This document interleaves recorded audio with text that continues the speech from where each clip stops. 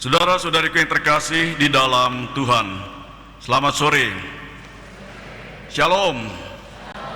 Kyong Hee bagi yang merayakannya. Ibu bapak, saudara-saudariku yang terkasih, kita memasuki masa prapaskah pertama. Kita berada dalam masa pantang dan puasa. Saudara-saudari, semuanya berpantang? Semua berpantang atau pantang mundur? Semua berpantang kan ya? Belum ada yang batal pantangnya?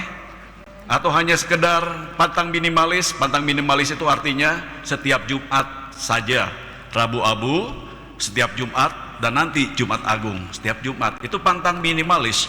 Tapi banyak orang yang pantangnya luar biasa, 40 hari. Pantangnya selama 40 hari. Jadi benar-benar pantang.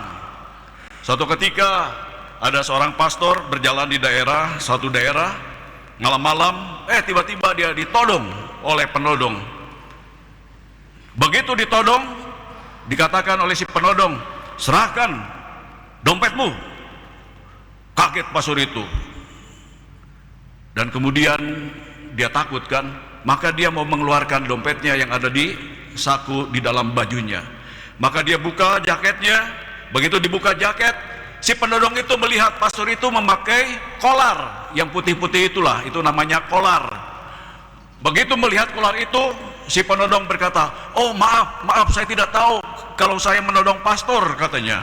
Pastor itu masih kaget, maka dia, karena pastor ini suka merokok, dia mengeluarkan rokoknya. Dia tawarin ke penodong itu, "Mau merokok enggak?" "Oh maaf pastor, saya tidak merokok. Pantang sekarang, pantang merokok saya." Saudara, pantang ya pantang, nodong ya nodong. Seringkali itu yang terjadi dalam kehidupan kita. Ada godaan, ada tantangan. Dan di dalam Injil kita mendengar bagaimana Yesus masuk dibawa ke padang gurun. Gereja pun masuk dalam padang gurun. Dan di padang gurun kita tahu bagaimana suasananya. Panas, sunyi, sepi, tidak ada AC, tidak ada wifi, nggak ada juga warung kopi. Di situ tidak ada sama sekali.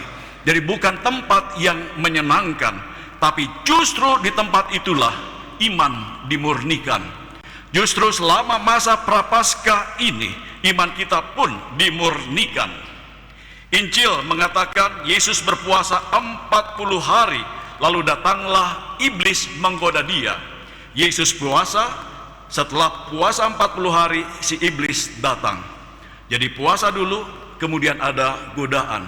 Saudara, setiap keinginan kita untuk menjadi lebih baik biasanya juga disertai dengan godaan-godaan. Saya ingin lebih baik, tapi ternyata godaan pun bisa semakin banyak. Setiap niat baik hampir selalu kemudian diuji. Ada yang berkata pada hari Rabu Abu, "Saya mau pantang dan puasa selama 40 hari, saya tidak akan makan daging." Hari pertama Rabu Abu oke. Hari kedua masih kudus, hari ketiga masih kuat, hari keempat mulai lihat GoFood, mulai tergoda. Hari kelima mulai buka kulkas, hari keenam dia makan ayam. Ketika ditanya, "Mengapa kamu makan ayam?" "Maaf, ini bukan daging, tapi ayam." Jadi orang ngeles kadang-kadang. Saya masih ingat ketika saya misa di satu tempat di gereja yang ada di Kuskupan Bandung ini, pada hari Rabu Abu, jelas Rabu Abu, pantang dan puasa. Setelah misa disediakan nasi gudeg lengkap, ada ayamnya. Dan betul apa yang dikatakan oleh yang menyediakan itu, "Ini ayam pastor, bukan daging," katanya. Jadi enak ayam itu katanya. Saudara-saudariku yang terkasih di dalam Tuhan, Injil hari ini sangat realistis. Hidup rohani bukan berarti bebas dari godaan, tapi berjuang di dalam godaan. Setan yang berarti si penggoda akan terus menggoda kita, mengganggu kita, dan godaan itu biasanya tidak tampak jahat. Godaan-godaannya halus, sering terlihat baik, masuk akal, bahkan religius. Pernah di satu tempat di Biara pada hari Rabu Abu juga ada pastor yang berulang tahun, disediakan macam-macam umat kan nggak ingat. Hari itu Rabu Abu, ada yang kirim daging, macam-macam lah, B1, B2, mungkin B yang lain pun. dikirim ke tempat itu. Lalu dikatakan, tidak baik kan ya, katanya, kata pastor di situ, tidak baik membuang makanan. Mari kita makan, katanya. Bayangkan, ngeles, padahal bisa juga kan ditunda makannya untuk hari esok. Dan hari ini kita mendengar Tuhan Yesus digoda dengan 3 godaan, yang adalah godaan kita juga. Godaan yang pertama berkaitan dengan perut, artinya berkaitan dengan kenyamanan. Godaan yang kedua berkaitan dengan pujian, dan godaan ketiga berkaitan dengan kuasa. Dan ini godaan yang hadir terus menerus juga dalam kehidupan kita, perut atau kenyamanan, pujian dan kuasa. Dan ini juga yang dicari oleh manusia pada zaman sekarang. Godaan pertama, batu menjadi roti. Jika engkau anak Allah, ubah batu ini menjadi roti, kata si iblis. Ini saudara-saudari adalah godaan perut dan kenyamanan. Kita diajak untuk nyaman, maunya nyaman. Tuhan, saya akan ikut engkau asal hidup saya aman dan nyaman. Tuhan, saya akan ikut engkau asal tidak capek. Tuhan, saya ingin ikut engkau asal tidak banyak aturan. Tuhan, saya mau menjadi pengikutmu yang baik asal tidak perlu datang ke lingkungan. Jangan-jangan saudara juga seperti itu ya. Ada yang suka ke lingkungan atau enggak? Jangan-jangan mayoritas tidak ke lingkungan lagi. Itu artinya cari kenyamanan. Saudara, ini godaan yang favorit bagi manusia. Bahkan saat puasa pikiran kita kreatif. Pantang nasi diganti dengan mie. Hari ini saya pantang nasi 40 hari, tapi mie bakso, mie gomak, mie apalah semuanya dimakan. Saya pantang mie, tapi kemudian yang dicari adalah roti yang macam-macam itu yang enak-enak. Jadi pikiran kita kreatif. Yang penting tidak menyalahi pantangnya. Betul juga kan ya? Saya pantang nasi, makan mie, tidak salah katanya. Saya pantang mie, tapi makan roti, ya nggak salah. Jadi manusia merasionalisasikan seolah-olah oke-oke saja, baik-baik saja. Yesus menjawab ketika digoda dalam godaan pertama ini, manusia hidup bukan dari roti saja. Artinya apa? Artinya hidup bukan hanya soal kenyang dan nyaman. Hidup bukan hanya soal kenyang dan nyaman. Prapaskah melatih kita bahwa tidak semua yang enak perlu kita kejar. Tidak semua yang bisa kita lakukan perlu kita lakukan. Itu godaan yang pertama. Godaan yang kedua, si iblis membawa Yesus ke bubungan bait Allah supaya loncat. Jangan takut, katanya. Nanti akan ada malaikat-malaikat yang akan menatang engkau sehingga kakimu tidak akan terantuk pada batu. Saudara, ini adalah godaan religius. Ingin terlihat hebat, ingin terlihat mendapat tepuk tangan, ingin terlihat mungkin tampak suci. Hari Rabu yang lalu, saudara menerima tanda abu. Ada yang langsung melihat ketika bubar gereja, keluarin handphonenya, ngelihat abunya. Abu saya tipis nih, berarti dosa saya ringan. Dosanya tebal karena abunya tebal. Ada yang seperti itu. Ada juga yang posting di Instagramnya atau di mana, hashtag puasa, hashtag Rabu abu, hashtag feeling cute today. Kadang-kadang foto dahinya pakai abu.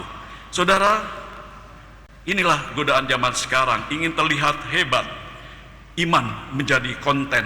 Orang berdoa di foto, orang memberi bantuan di foto dan lain sebagainya. Sehingga ada istilah holy flexing, pameran kekudusan, pameran kesalehan. Dan Yesus menjawab godaan ini dengan berkata, jangan mencobai Tuhan.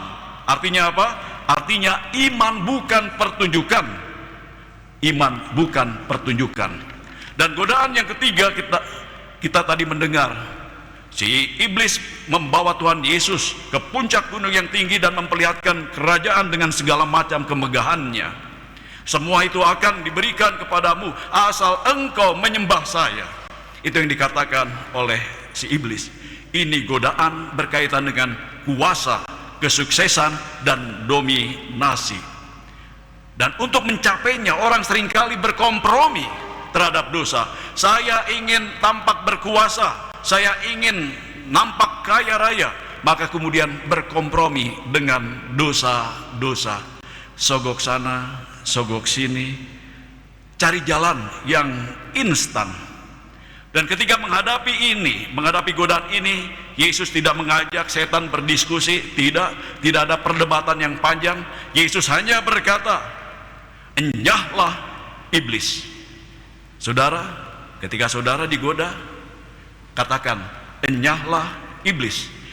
Kalau keluarga kita menggoda kita supaya jatuh dalam dosa, katakan kepada mereka juga, "Enyahlah iblis." Coba lihat kiri dan kanan, ada penggoda enggak? Nah, kalau di kiri kanannya penggoda, katakan, "Enyahlah iblis," seperti yang dikatakan oleh Tuhan Yesus. Tidak ada kompromi. Saudara, godaan-godaan itu kuat karena tampaknya menyenangkan, tampaknya membahagiakan. Perut kenyang, hidup nyaman, ego senang, hidup gampang.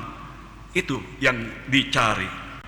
Dan dalam menghadapi godaan itu jangan lupa, enyahlah iblis.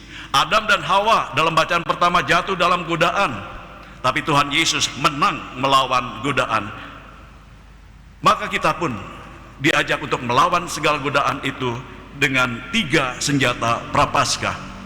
Yang pertama, doa. Jangan lupakan doa. Doa adalah relasi dengan Tuhan. Kalau doa kita lemah, relasi dengan Tuhan lemah, kita mudah jatuh dalam dosa dan godaan. Yang kedua, jangan lupakan firman Tuhan. Yesus menang melawan godaan berdasarkan firman Tuhan. Tanpa firman kita bisa salah arah. Dan yang ketiga, jangan lupakan pantang dan puasa. Pantang dan puasa adalah satu latihan untuk berkata tidak. Pantang dan puasa adalah latihan berkata tidak pada hal-hal yang menyenangkan, tidak pada dosa, dan jangan cari alasan. Oleh karena itu, saudara-saudariku, saat godaan datang mengetuk pelan, menawarkan nikmat, pujian, dan jalan instan, ingatlah Yesus di padang gurun sunyi yang setia memilih kehendak Bapa. Maka ketika perut, ego, dan ambisi berseru dan jalan pintas tampak mudah di depan, katakan tegas dengan iman yang teguh, enyahlah iblis. Tuhanku hanya satu, hanya Dia saja yang kusembah. Tuhan memberkati.